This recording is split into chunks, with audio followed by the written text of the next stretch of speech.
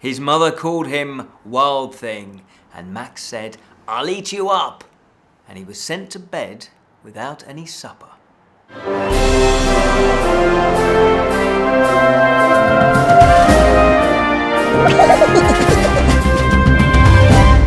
Hello and welcome to the Friday Fantasy Show from the Bottled Imp. Exploring the realms of fantasy.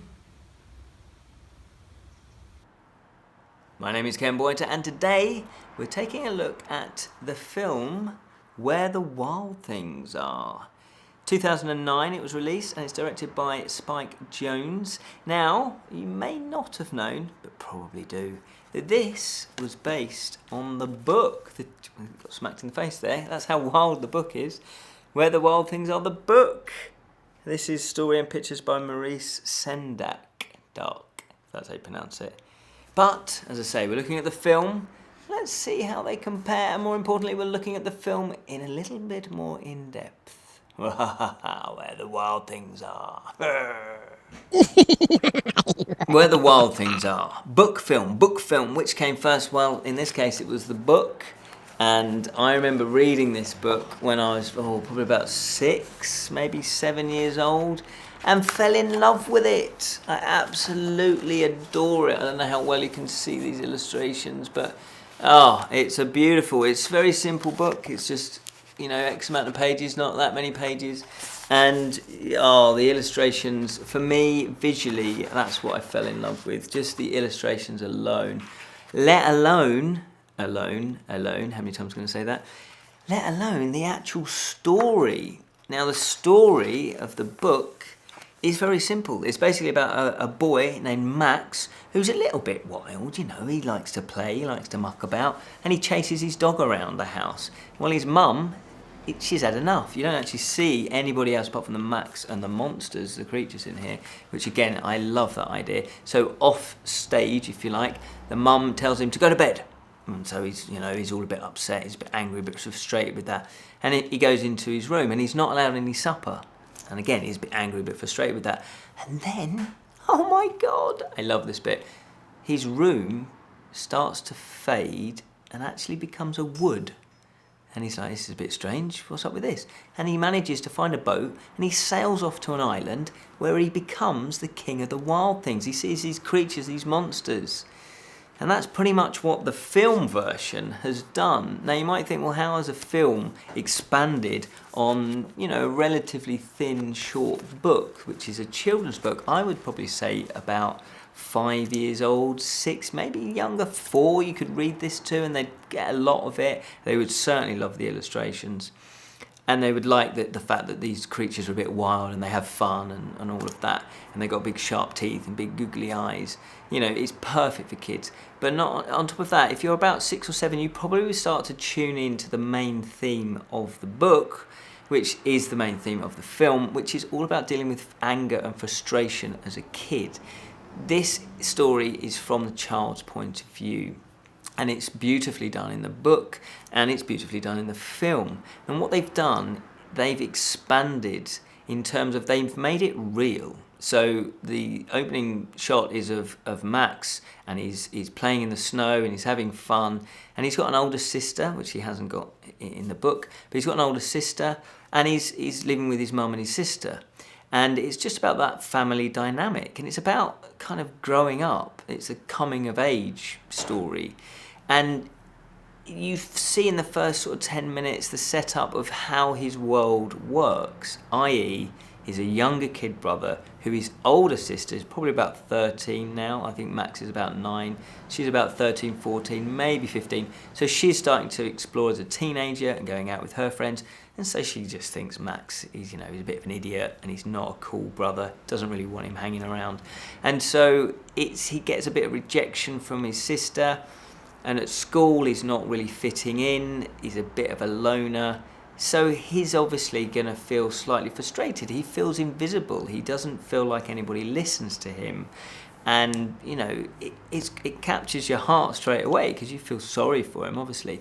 And his relationship with his mother is beautiful. It's very realistic. It's very down to earth. She's a working mum who is just started dating again. You get a hint because at one shot there's a boyfriend that comes into the scene. And so she's, kind of struggling, like any parents would anyway. And she's working from home, and she's, sometimes she works away. And so, it's just dealing with that, of raising your two kids and dealing with normal life issues.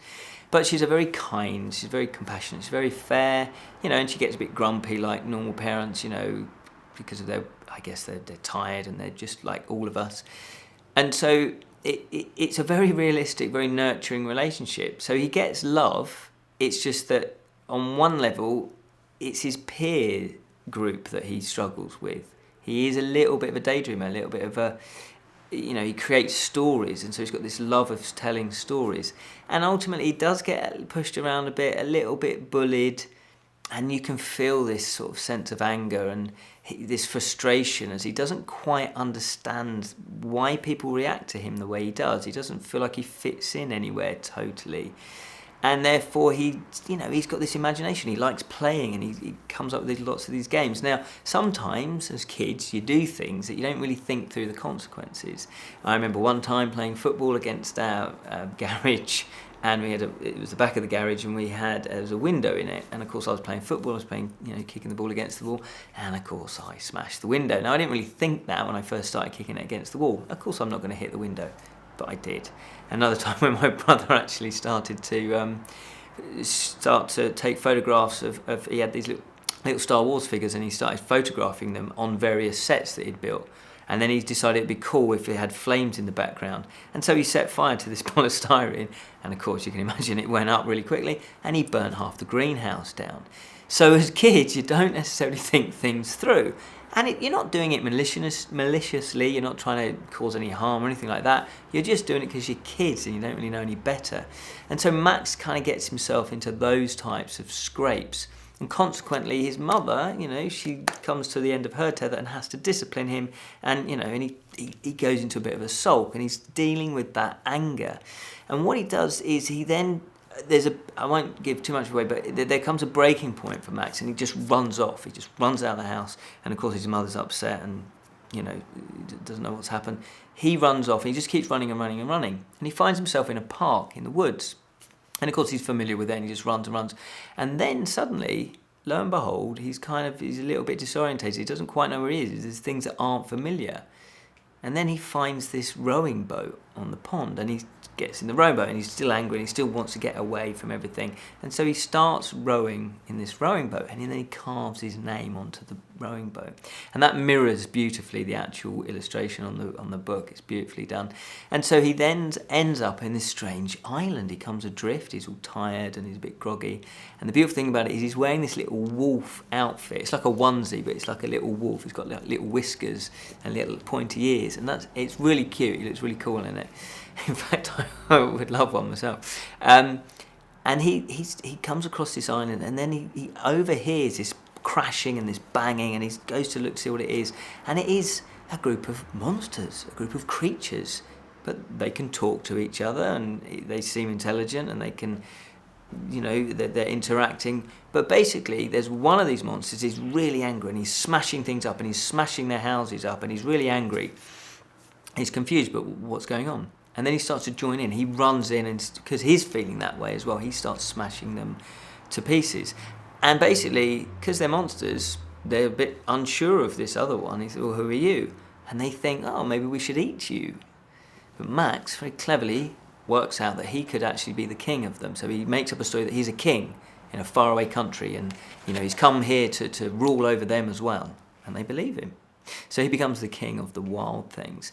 And the whole part of this section then explores about anger and disappointment. So there's many beautiful themes that run through this. And they tap into the essence of the book. So for me, the book is about anger. It's about learning to cope with your own frustrations and your imagination, about how your imagination can rescue the situation. So they expand on these themes. So yes, it's difficult to deal with emotions, all types of emotions, loss, anger, love, anything that's kind of new, I guess, as a kid growing up. There's a feeling of loneliness throughout the film, because some of the monsters, again, I don't want to give too much away, they're a bit lonely, so they reflect Max's loneliness as well. And then there's also a beautiful theme of just the importance of having fun. When was the last time you just had diluted fun? You just went out and had some fun. You did something that made you have fun. And that is beautiful. As a kid, you just bounce along trying to look for fun, don't you? You make stories up, you do things, you play football, you whatever, you play board games, you watch films, you read, you just do, you colour in, you just want to have fun. And so as an adult, we kind of tend to lose that. I love that in this film. It's very playful at the same time as covering all these important issues. There's, as I say, there's love and there's loss, dealing with loving someone immensely and really intensely, and then what happens if they go away? How do you deal with those emotions? Do you just start smashing things up?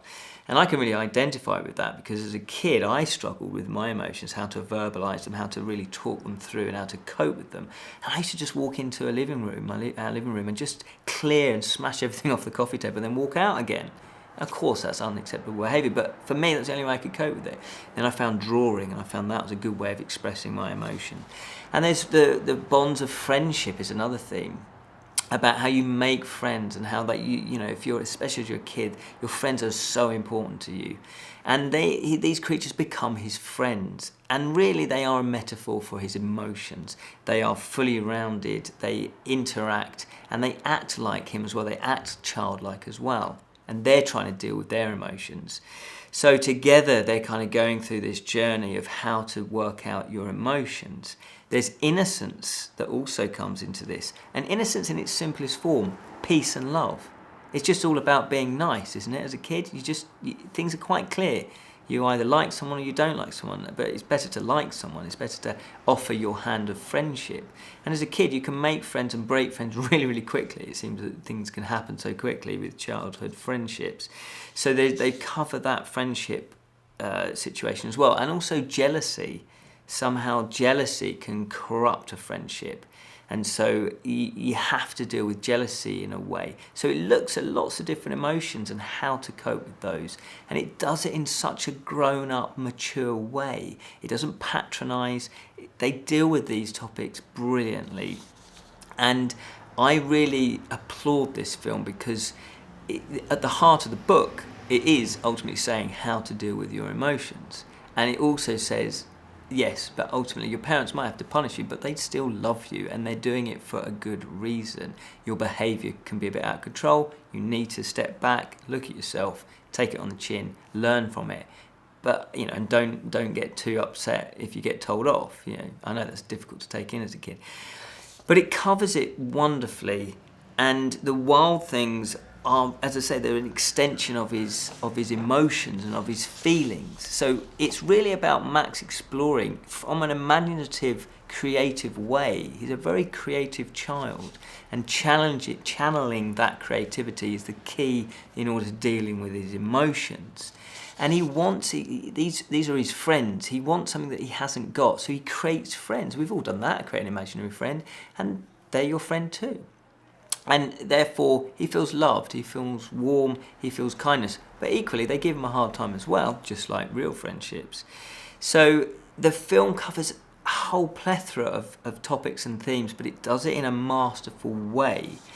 And I totally identify with Max, and it's one I think everybody can identify with. The overall production values are amazing on this. The way the creatures, I think they were costumes with animatronics or CGI, the way the mouth and the features work. I'm not 100% sure. It doesn't really matter. They are fully rounded creatures. Each one has a different personality, and they are actually how you feel they are in the book, because it doesn't go into in depth too much about the book, about their personalities. But they just match what they look like, the personalities. It's brilliantly done. The special effects are amazing, as I say, but it's not about the special effects. It's about the human condition, about Max and the creatures. That's the story, about their interaction, and they do it brilliantly. This is such a beautiful, beautiful, beautiful film, and it's interesting because for me, I remember taking my son to see this, and he did enjoy it. Now I don't know what level he got everything. I think he was about 9 or 10, so he must have got a lot, but for me, I got all the kind of adult connotations as well. So if you're an adult, it's a very mature kids film, if you know what I mean. It doesn't patronise the children, it just says it as it is. And they do a fantastic job adapting this. I was thoroughly entertained. It was one of these profound films that just stuck with me, and I would happily watch it over and over again. It possibly has crept into my top 10. We must do a top 10 fantasy film episode one time, but it really has that feel of a quality film. So if you've never seen it, I would totally recommend this film. Plus, if you've never read the book and you've got children especially, I would definitely recommend getting the book. That's Where the Wild Things Are. Grr. Where the Wild Things Are. Yeah. Oh, brilliant. This is one of those rare cases where the film did a brilliant job of the book. And again, that'd be a good top 10 film, wouldn't it? A top 10 list to do. How, which films did a good job of the books. Totally recommend both. Thank you so much for watching. Hopefully you've watched other reviews. We've got lots now on our channel, and we also do a weekly fantasy news show, so check that as well. But remember, fellow imps, keep it unreal, especially if you're a wild thing.